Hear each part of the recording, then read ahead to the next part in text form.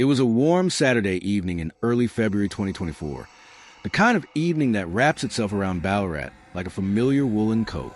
The Murphy home on Eureka Street buzzed with casual laughter as Samantha Murphy, a 51-year-old mother-of-three, shared dinner with her husband and some close friends. Over shared plates and relaxed chatter, Samantha casually mentioned her plans for the next morning. A solo 14-kilometer run through familiar trails of Woowookarung Regional Park. She was no stranger to those winding bush paths. Running was her ritual, a form of quiet discipline that brought structure to her life. Her family, well accustomed to her Sunday morning runs, thought nothing of it, but none of them realized they were hearing her voice for the last time. At 7 a.m. on Sunday, February 4th, 2024, Samantha left her home wearing black leggings and a maroon singlet. Surveillance footage from her own home captured her final moments as she trotted down the street, her phone and Apple Watch bouncing at her sides. It was just another run, or so everyone believed. By 8 a.m., her phone pinged a location in the Mount Clear area, about 7 kilometers from home. Then nothing. Silence. No texts. No location updates. No return. When Samantha failed to come home for a planned brunch later that morning, alarm bells rang. Her family waited, first with patience, then with growing unease. By 11 a.m., the concern turned into panic, and police were notified. Search crews quickly mobilized, and within hours, volunteers and authorities fanned out across the bushland, shouting her name into the thick canopy of eucalypts. The initial days of the search were intense. Drones buzzed overhead. Foot patrols scoured the brush. Dogs sniffed through dense terrain. The community poured out in support, boots pounding earth alongside police. But Woowookarung offered nothing. No signs, no belongings, not even a footprint. Samantha had simply vanished. By February 10th, 6 days into the search, investigators quietly shifted gears. The official narrative changed from a missing persons case to a suspicious disappearance. The tone darkened. Hopes of a benign accident faded. 2 weeks later, Victoria police hinted publicly at what many feared privately. Something wasn't right. The circumstances, they said, were unusual. There had been no trace of Samantha's phone. No signal since that last ping in Mount Clear. No one had seen her. No witnesses. No struggle. Nothing. She had, it seemed, been swallowed by the bush or by something much worse. On February 23rd and 24th, fresh data drew investigators back to the Mount Clear area. Her phone's activity suggested it had lingered there longer than initially believed. Hundreds of locals joined a new search effort, combing through the area with grim determination. Some carried printed maps. Others held photos of Samantha's smiling face. Everyone hoped that somehow, some way, she might still be found alive. But hope took a fatal blow on March 6th. At a quiet property in Scotsbun, about 20 kilometers south of Ballarat, police arrested a 22-year-old man named Patrick Orrin Stevenson. He was a stranger to most, a quiet presence with no clear connection to Samantha Murphy. And yet, within 24 hours, police laid murder charges against him. The public was stunned. Stevenson's identity shocked the community even more. He was the son of a known underworld figure, and he had a history of violent behavior. Though police offered few details, they said it was a deliberate attack. They believed Stevenson acted alone, but they were still unsure of one crucial piece of the puzzle. Where was Samantha's body? Despite the arrest, the searches continued. Police, family, and volunteers returned again and again to Bininiong, Mount Clear, Canadian Forest, and Durham Lead. Days stretched into weeks, and still, the earth refused to give up its secrets. Then came a break. In late May 2024, searchers discovered Samantha's wallet near a dam in Durham Lead, just a few kilometers south of Bininiong.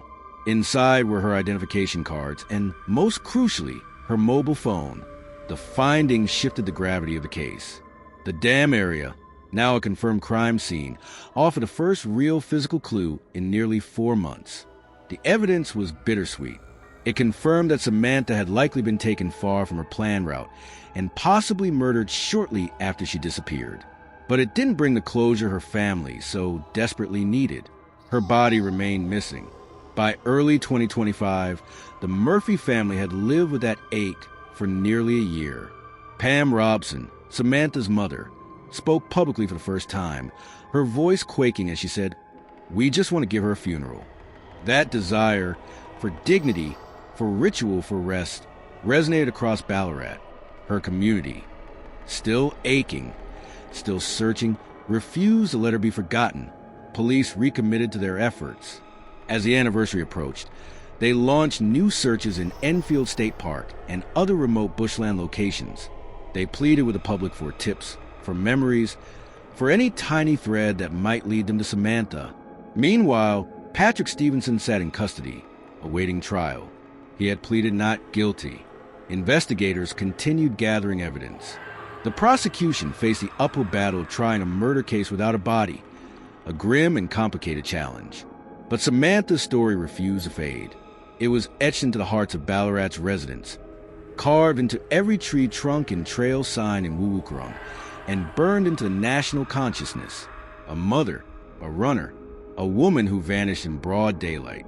What happened on that quiet Sunday morning remains, in part, a mystery.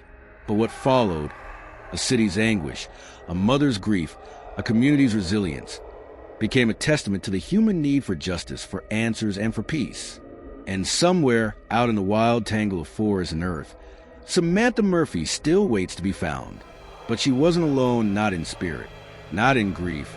As days turned to weeks, the public response to her disappearance swelled like a storm front across the nation. What began as a local concern soon became a national obsession.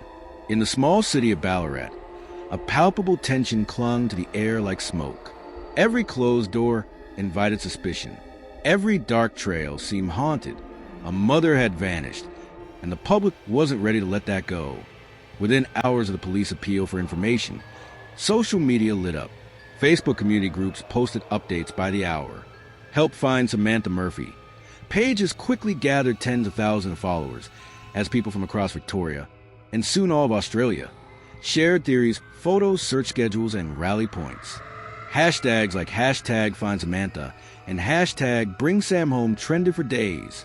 From the online swell came the foot soldiers, volunteers who dropped everything to search thick bushland dam edges and rural roadsides. Some brought their dogs, others brought drones. All of them brought hope. Local newspapers like the Courier covered the story daily, but it was when national media outlets, 7 News, ABC, 9 News, Herald Sun, took hold that the country truly stopped and stared.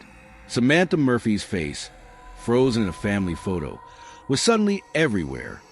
Smiling, radiant, unaware of the storm that would soon consume the land she loved to run in.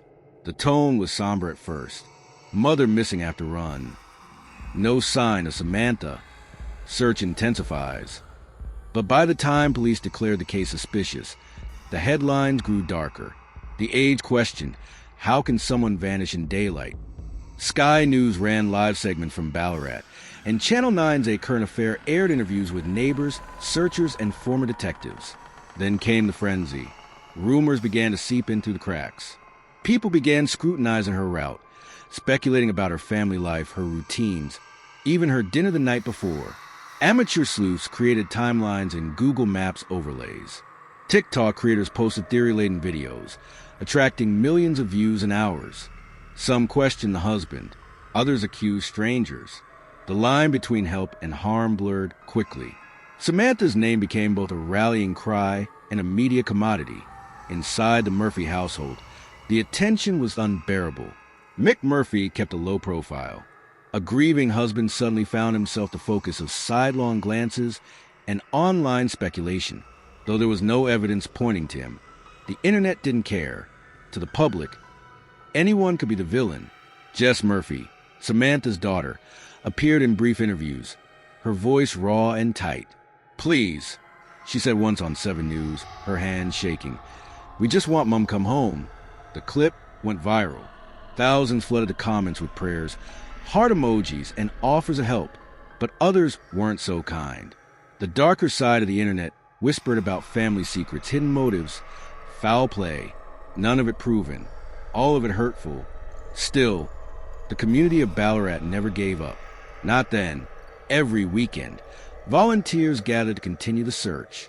Police coordinated with bushfire response units and mounted divisions. Helicopters circled treetops. Seas workers waded into creeks and ravines. A local cafe began offering free meals to anyone involved in the search. At one point, there were more than 600 volunteers moving across Mount Clear and Durham Lead. They moved with purpose, but also with mourning. The arrest of Patrick Orrin Stevenson only intensified things. The media exploded. He was young, 22, barely a man, but also the son of an underworld figure, a connection to a darker, more violent lineage in Victoria's criminal history. Photographs of him being taken into custody flooded the news cycle. The nation leaned in. What was the motive? Journalists asked. Was this random or targeted? The police offered no answers. Just the charge, murder. No weapon recovered. No body. But something, perhaps forensic, perhaps digital, had led them to him. Stevenson's name became the new fixation. Online, he was crucified. Some call him a monster. Others demanded his execution. Talk shows speculated wildly. Podcasts popped up overnight, dissecting his background, possible connections, previous offenses. But amid the roar of headlines and hot takes, one truth remained. Samantha was still missing. Vigils began cropping up across Victoria. At the Ballarat Botanical Gardens, hundreds gathered with candles. A photo of Samantha, framed in white lilies, stood at the center. Her mother, Pam Robson, was there, frail but unbroken. She barely spoke. She didn't need to. Her grief filled the silence like smoke. When police discovered Samantha's wallet near a dam in Durham Lead, hope flickered again, only to be replaced by horror. Her ID was inside. Her phone, it meant she'd likely died nearby. That dam became a shrine. People left flowers, letters.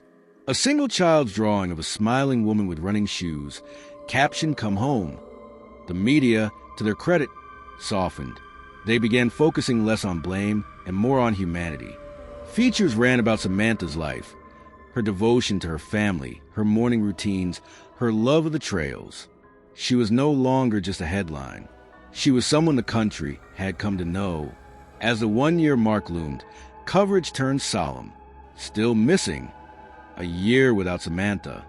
Justice, but no peace. Reporters stood again on Eureka Street, the site of her last known steps, and spoke in hushed tones. There were no new discoveries, just the echo of a question that refused to be silenced. Where is Samantha Murphy? Ballarat has never stopped asking, and neither has the country.